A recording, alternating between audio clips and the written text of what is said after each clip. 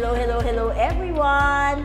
Andito na naman tayo sa 20%, ang programang puno ng puso para sa mga seniors at kahit hindi pa seniors.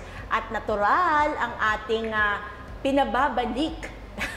As promised, no, pinagbigyan tayo. Walang iba kundi si Sister Georgie Collado. You say hello to our lolos and lolas, Miss Georgie. Hello, hello po. Magandang araw. Andito po ako ulit sa inyong harapan para ma-share ko po ang aking buhay. Amen. So, alika, inom na tayo.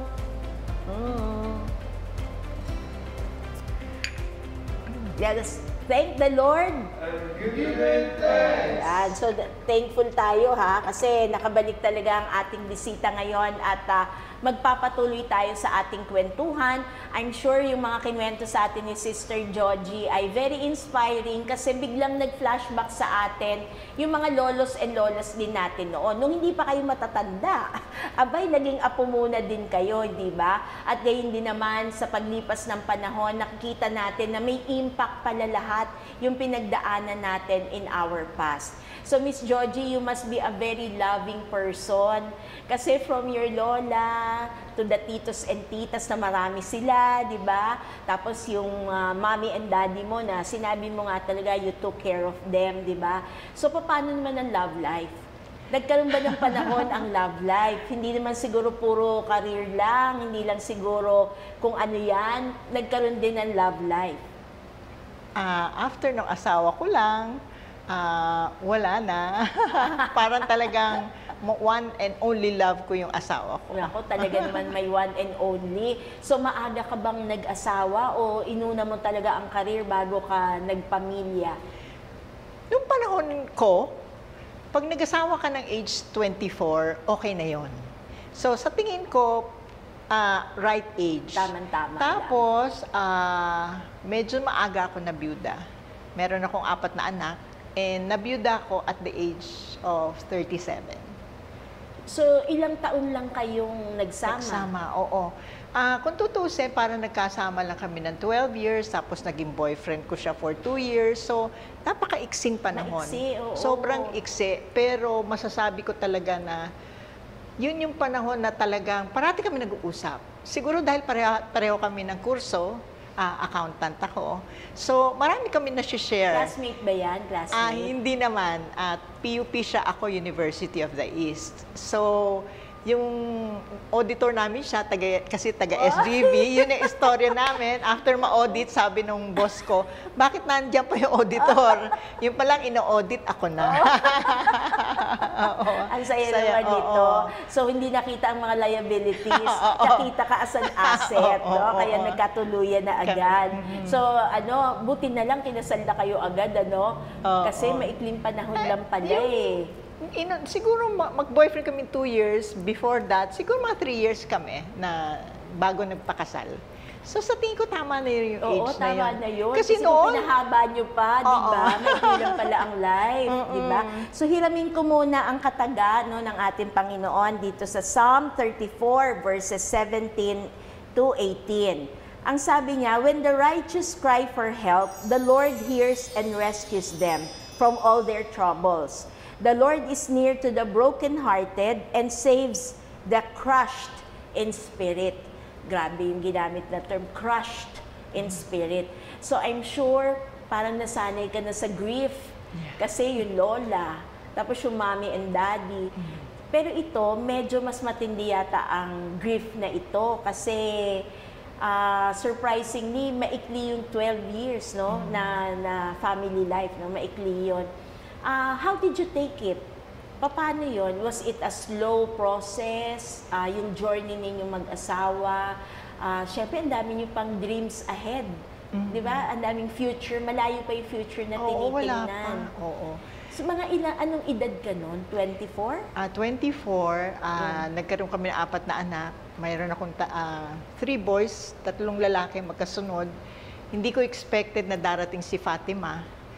Maganda yung istorya nung mga 4 kong anak.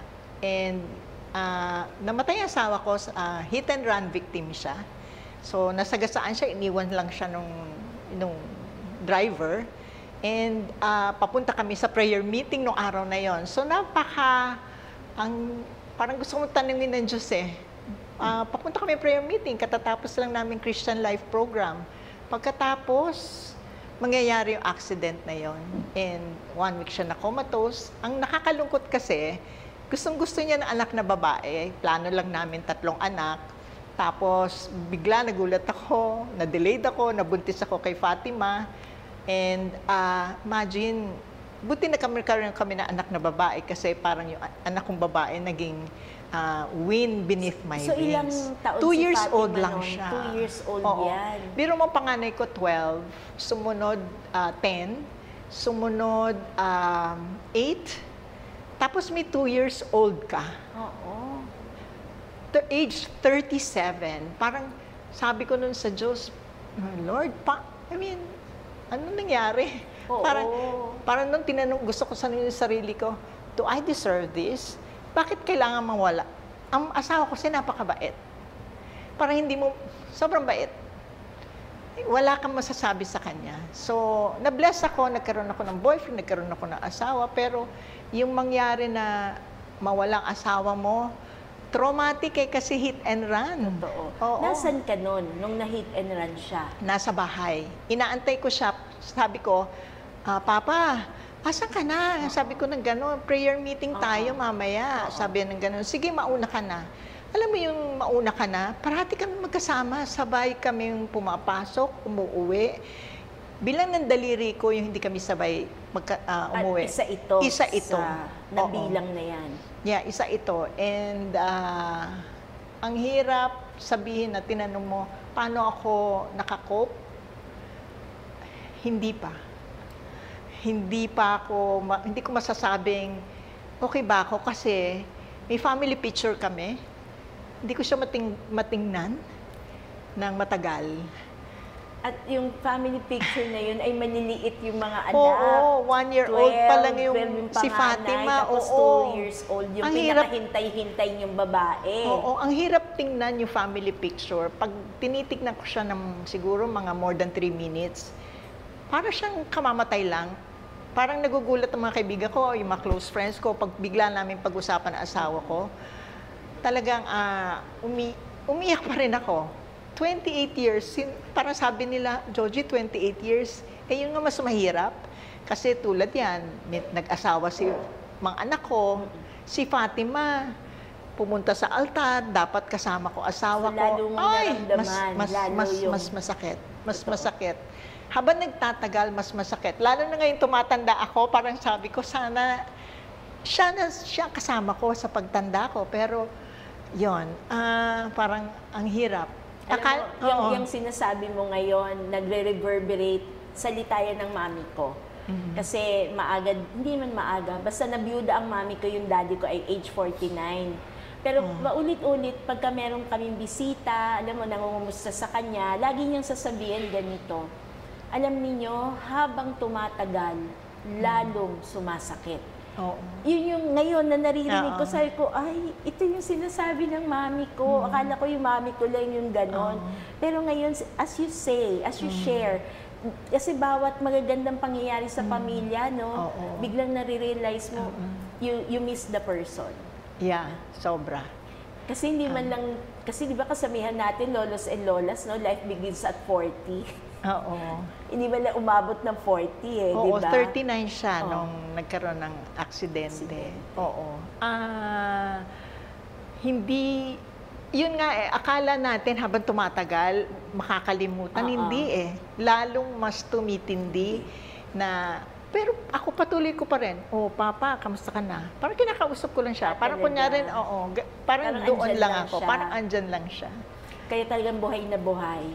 Kaya totoo talaga yung tema natin ngayon, greater love, greater grief. No? So, kung binabalikan natin yun, kasi bata ka pa nun talaga no? So, nung nabalitaan mo yun, syempre ikaw ang wife, ikaw una makakatanggap ng mensahe. Pero at least, na hindi naman dead on the spot, di ba? Hindi naman. Comatose siya 1 week. So, yung 1 week na yun, kahit papano, 'di ba, preparation din yon on your part, eh, 'di ba? Kaysa yung on the spot, Ay, nako. tapos na. Iba siguro ang naging impact sa buhay ko. Oo. Kasi parang sabi nga nila, waiting is a gift. It's God's way of preparing you for what is to come na galing sa Kanya. Okay lang bang tinatanong ko tong mga to at binabalikan natin yung pain, ano? Pero yung dun sa 7 days, binigyan ka ba ng hope ng doktor na something to look forward to, o talagang ni-ready ka na rin na hindi maganda yung kondisyon? Alam mo, hopeful ako kasi parati kaming nagde-date pag Valentine's Day. So, nakaplano na kasi namatay siya January 31, 1997. So, sabi ko, pinag-usapan namin before yung accident niya, o saan tayo magde-date. Parang ganon. So, hopeful ako pag may dumadalaw, kasi pag hindi ko naman akalain na yung brain operation niya, sabog na pala yung utak niya. Hindi ko, nandyan sa harap ko yung CT scan, malay ko, hindi ko naman naintindihan. Yung pala, sabi ko, bakit kayo doktor, hindi na bumabalik sa dinadalaw asawa ko? 3 days na, sabi ko. Pero ang nakakatuwa lang, members kami ng Couples for Christ noon, siguro kung wala yung Couples for Christ, siguro sobra akong devastated lalo. Kasi araw-araw may pray over sa kanya. Yun ang naging support system mo. Yun naging support system ko talaga. So, ibig sabihin yung journey mo ng 7 days na yon is praying time. Yeah, No, praying time, not just for healing, na hoping pa rin na mag-recover, pero more on you. Yeah. Diba? Yung para yung impact, marahan, di ba? Naging kutsyon. Correct. So, during that time, anong iniiyak mo? Yung mawalan na asawa o yung mawalan ng tatay yung mga anak mo? Yung mawala ng tatay yung mga anak ko. Siyempre, ang una kong tinanong sa Lord is, hindi ho ako tatay, God. Lord, paano ako magiging tatay? 4 yan? Sabi ko ng ganon, iba yung role ng tatay at nanay. Sabi ko, hindi ko kaya yan. Yan ang tanong ko.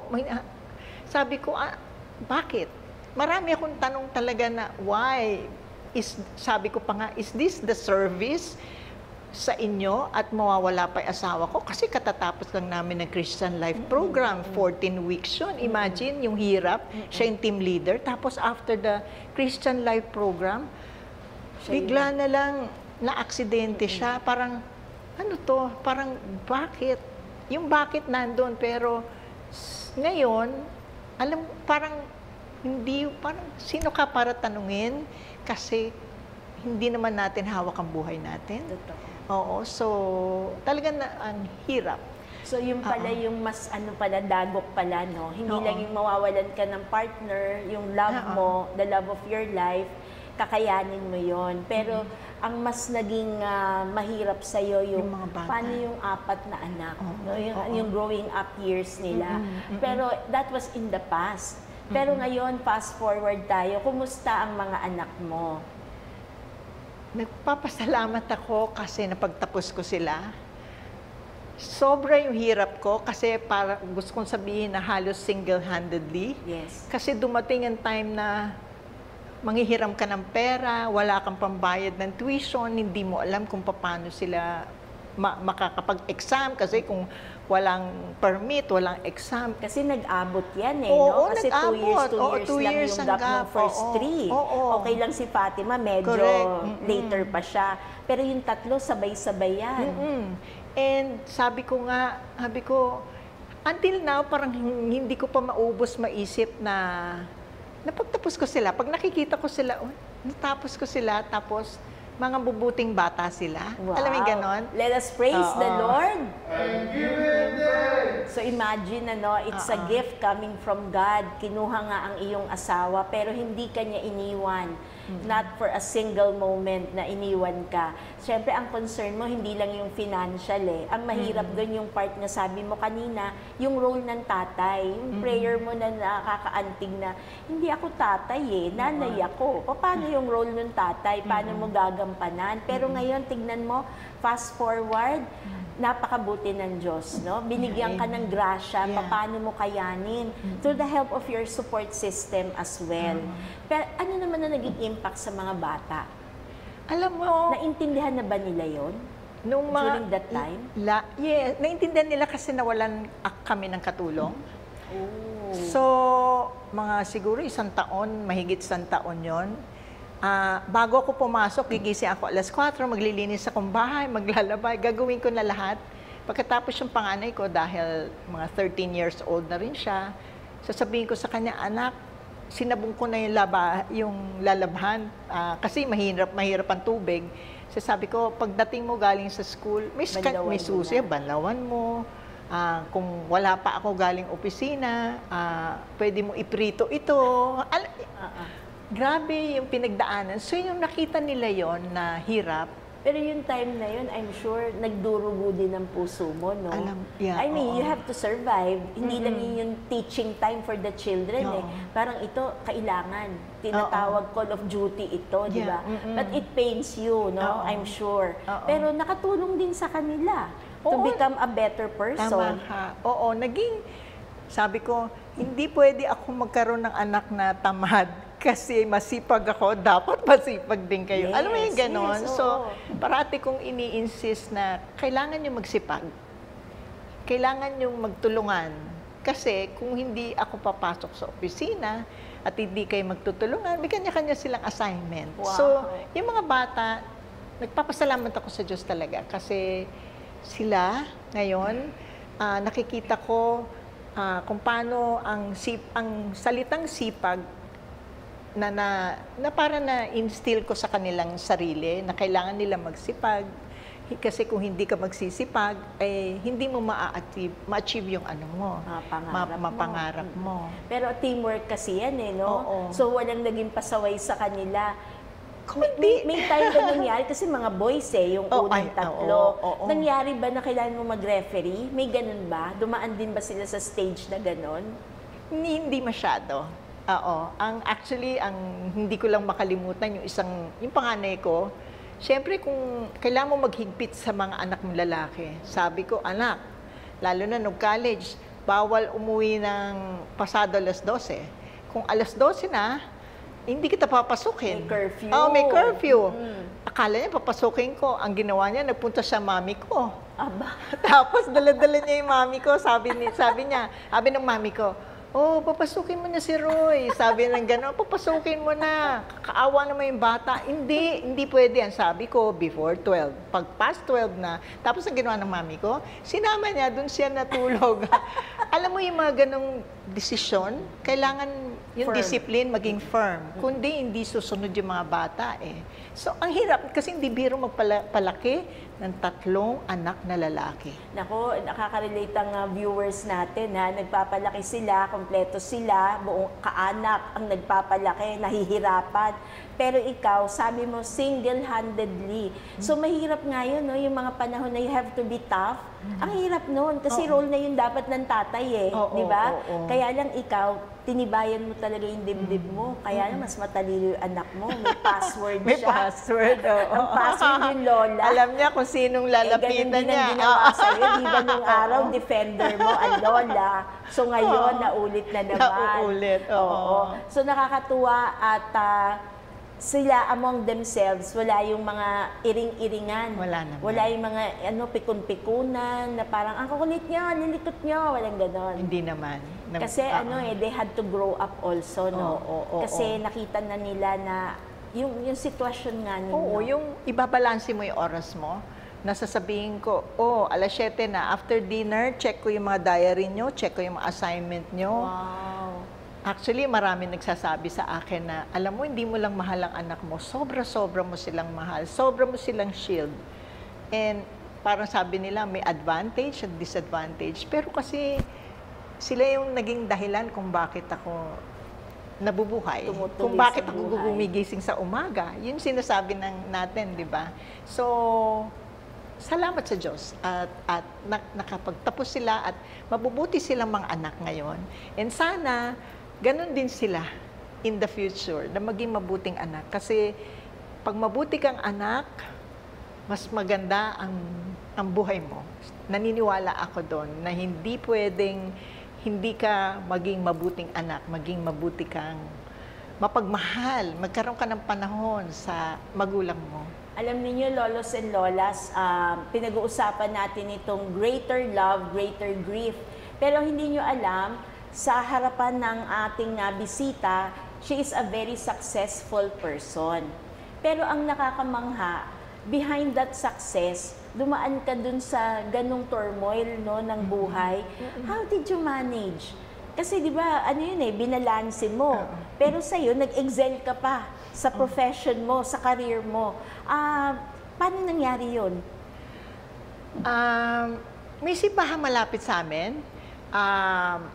And natutuwa ako kasi nandito tayo sa Saint Therese room. Si Saint Therese ang patron saint ko.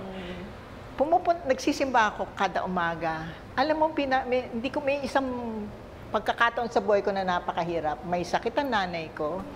Tapos, nagkaroon ng problem yung mga anak. Ang hirap pala nun. Nanay mo, tsaka anak mo, parehong sabay. Sabi ko nun, Lord, kunin mo na ako. Hindi ko na kaya. Tapos sabi ko, nag-spiritual direction ako sa parish priest ng St. Therese sa Gilmore. Sabi ko ng ganon. Gusto ko na po pumasok na dito. Pwede ba dito na lang ako? Para ma-shield na ako. Safe place, sabi ng priest. Role mo ay eternal. Your role as a mother is eternal. Your children needs you. Your parents needs you. So, hang on. Ang hirap nun. Sabay-sabay yun, sabay-sabay. Ang hirap. At aside from that, very challenging yung work ko. Ang work ko kasi, ang expertise ko, troubleshooting. Alam mo yung ganon? Sarili mo, trabaho mo, anak mo, nanay mo, magsabay-sabay. Tapos simultaneous siya nangyayari. I think siguro yung surrender, ang hirap explain sa iba. Maraming tatanong, Joji, kamusta? Anong ginawa mo? Parating, ang sagot ko, ang hirap yata explain yung complete surrender. Kasi nakakatulog ako na maayos. Kahit ano man yung problema, umaga, parang ganon. So, ibig sabihin, sinusurrender mo na lang talaga sa Lord kung ano na lang ang ibibigay sa'yo. And alam ng Diyos ang complete surrender. So, yun, ang aking mahirap pa explain ngayon siguro through time kung paano ma-explain properly yung word na complete surrender. Pero nakakatuwa po, lolos and lolas, no? So, hindi totoong single-handed niya na naharap lahat yung challenges kasi behind all that, nandun ang Diyos at ginamit ding instrumento si Saint Therese of the Child Jesus na alam natin na maliliit na gawa, di ba? Pero lahat yon patungong langit. Kaya ito naman na-enjoy mo rin yung fruits ng lahat ng iyong mga pinaghihirapan. Pero alam nyo, hindi normal yung kwento ni Sister Joji kasi pag gano'n, nandun tayo sa punto na yon, kahit malapit ka sa Diyos, may isang area na magsasuffer. Pero sa'yo nauna yung suffering, tapos sumunod na lahat yung mga rewards di ba? Hindi naging pasaway ang mga anak, di ba? Ang magulang mo, at least nakasama mo rin naman at nagkaroon ka ng chance na sila ay paglingkuran. Tapos ito naman, nagpo-flourish ka rin sa career mo. At ang sikreto siguro dyan, kasi minahal mo din yung career mo. Kasi alam mo na yon ang magdudugtong ng buhay sa iyong pamilya. So, isang kumpanya lang yan na inalagaan mo all throughout your life? Hindi naman. Meron akong first work sa Warner Lambert, 15 years. Nagtalon-talon din ako. So, balik tayo. Alam mo, nabanggit mo kanina kasi yung suffering Maganda ikwento ko sa kanila. Alam niyo po ba, bago receive ko yung news, nasabi sa akin sa Lourdes Hospital, Mrs. Coraline Collado, punta po kayo dito sa Lourdes. Nandito po asawa niyo. Before that, I was reading the Bible. And catchy yung word I find joy in your suffering. I can't remember kung saan yun. I find joy in your suffering. And then I realized, only through suffering lang talaga mo makikilala kung ano ang true meaning ng pagmamahal sa Diyos. No? So, nung inimbita mo ako, sabi mo, yung topic natin ngayon, parang sabi ko, akmang-akma, kasi yung suffering, pag may surrender, iba sa puso mo, hindi mo siya titignan as stress or masakit. Mahirap explain sa iba. Pero through time, I think, imo-mold ka ng Lord, parang at least yung mga suffering na yon gagamitin ng Diyos talaga sa buhay mo. And hindi naman sinabi na suffer, tapos in the end, maging okay ka. Hindi naman yon kasi na-tsempo na siguro, nakita ng Diyos kung paano ako talaga sa Kanya lang umasa para sa... Total, sabi mo, total surrender talaga. Ang hirap noon. Mahirap yun, no? Mahirap pagdaanan yung kanyang dinaanan. Pero sapat naman ang grasya ng Diyos. Ako'y naniniwala na tayong lahat may nagdadaanan o may pagdadaanan pa, pero sapat-sapat at umaapaw ang grasya ng Diyos para sa atin. So, Sister Georgie, address mo naman yung mga nahihirapan na mga anak, kung paano nila harapin, kasi sa kwento mo para kang sandwich eh. May mga anak ka, tapos wala ka ng asawa, pero you have to take care of your elders also. Maraming ganun ngayon, kasi nasa sandwich generation sila. Di ba? May magulang pa, pero may alagain din sila. I'm sure nahihirapan sila. Ano ba ang maia-advise mo sa kanila? May dalawa na ho akong anak na may asawa. Paano ko pa sasabihin? Yan din actually sa ngayon, sabi ko, kung dumating yung pagkakataon, kanino ba, dahil mag-asawa na sila, di ba? Parang gano'n na may nanay yung asawa niya, may nanay din siya. Parang, sino kaya unahin nila? No? Parang gano'n. So, anong advice? Sa akin, kahapon lang, medyo nagtampo ako sa anak ko. Alam mo yung gano'n? Ang sinasabi ko sa kanya, alam mo, lahat ng ginagawa mo sa magulang mo, nakikita yun ng Diyos. True. At ang Diyos, kung gusto mo nang maging maayos ang buhay mo, ang hinaharap mo, kailangan talaga na pakita mo na nagmamahal ka sa magulang mo. Kasi, sorry, pero medyo ako talaga kasi kailangan na pagmamahal sa magulang napaka-importante sa buhay natin. Para bang yung success mo sa buhay, although hindi siya equivalent for taking care of them, ano yun dapat kusang loob. Yes. No? Kusang loob. At isasama mo sama niyo mga magulang niyo sa dasal niyo. Napaka-importante ho yun. Mga bata, no? Yes. Hindi mo kabataan, lalo na yung may mga nasa 20s na, nasa 30s, sama sa dasal, sama nila, kung may pangarap sila, parang tulad yung isang anak ko, sabi niya, Ma, pag nag-asawa ako, bibili ako ng bahay. Para sa'yo, hindi kita patitirahin sa bahay ko. Wow. Okay, at least malapit sa'yo. Nakakatawa pag narinig mo yung mga ganon, di ba? Yes. At least, kasama pa rin ako sa plano niya. And sa tingin ko, ang Diyos ang magbibigay sa inyo. I mean, huwag kayong mag-expect na agad, I do good, may reward. Hindi naman ganun eh. Kasi let God control your life. Basta wag lang makakalimot sa Diyos.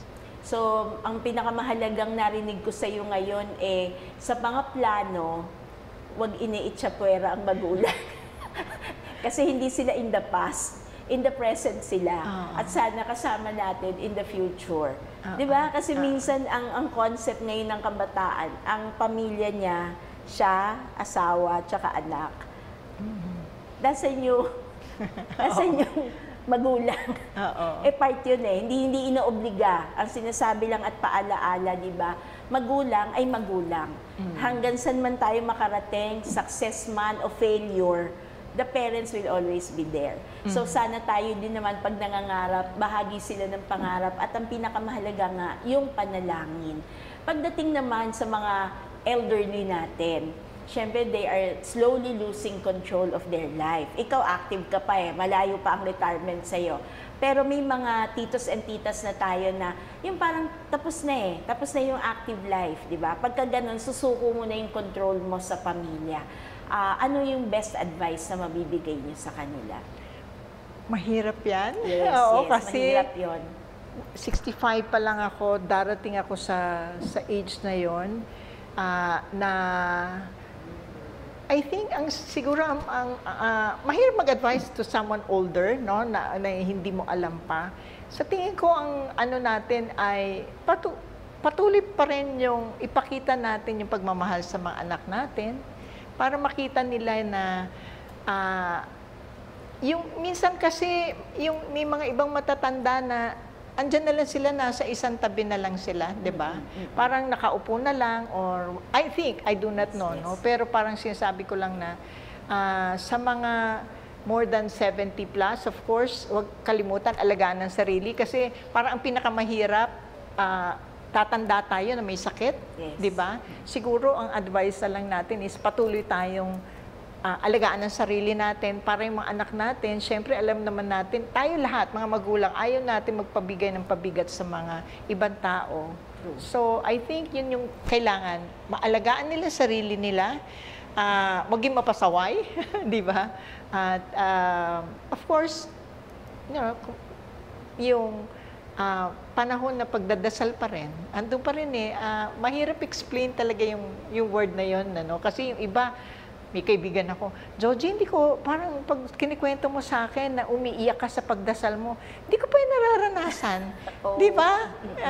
I'm sure ikaw, sis, sa pagdadasal mo, may mga panahon na umiiyak ka, di ba? Yes, okay. Parang ako nga, actually, halos araw-araw pag nagdadasal ako, lalo na may kailangan akong idasal, naiiyak pa rin ako sa mga dasal ko. So, yung matouch ang puso mo sa mga taong pinagdadasal mo, tsaka yung mga ganung bagay ba?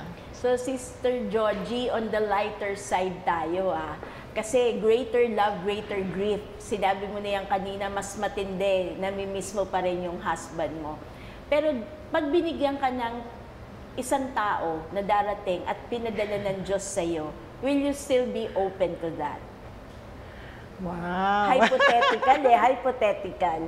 But I'm sure, dahil bata ka pa noon, may mga dumaan din sa buhay mo na pinalagpas mo. Sa tingin ko hindi na. Papasok ako sa langit, tatanggapin ako ng Diyos, apelyado ko, kulyado pa rin. Wow! So, nasanay na kasi ako for more than 28 years na solo. Kahit sinasabi ng mga kamag-anak ko, for companionship, Georgie. Parang, yung mga bata nasanay na ako ng solo, baka mahirapan akong meron ulit. Parang, actually, tinuldukan ko na yung love life. Okay, so very, very clear yan, Talagang global announcement yan. Alam nyo, Sister Georgie, I agree with you. Kasi, babalikan ko rin yung mami ko. Ang sinabi niya, kasi walang pangalawang gloria. Yun yung matandang kasabihan walang pangalawang gloria. Kasi the way you were describing your husband a little earlier, di ba? Parang ang bait talaga ng asawa mo na parang ang hirap makahanap ng kapalit. Na mukhang walang tatapat sa kanya. Kasi kung 28 years na in the past, pero buhay na buhay pa rin siya sa alaala mo, he must be a very good person, a very loving person na nagmahal talaga sa iyo. So for your final message for our lolos and lolas, anything you would like to tell them? Ngayon na nandito na tayo sa edad na to, kung ako tatanungin, alam niyo po, ako overweight ako.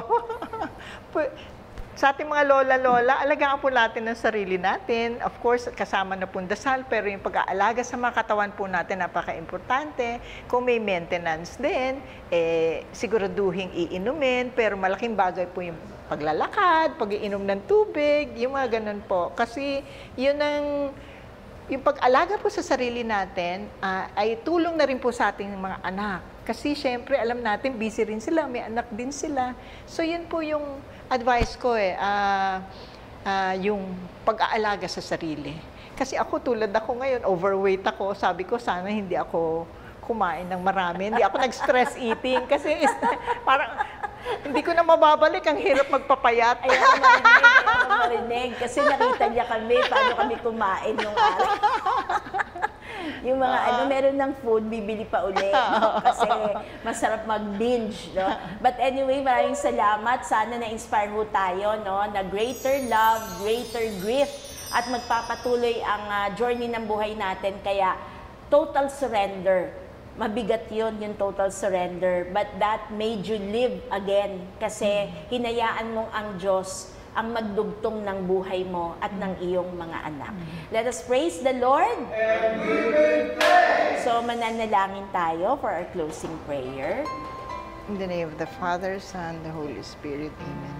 God the Father, I offer you the rest of my time on earth, that I may serve with love and come to eternal life. May my husband be blessed on his journey in eternity, and everyone in my family be saved.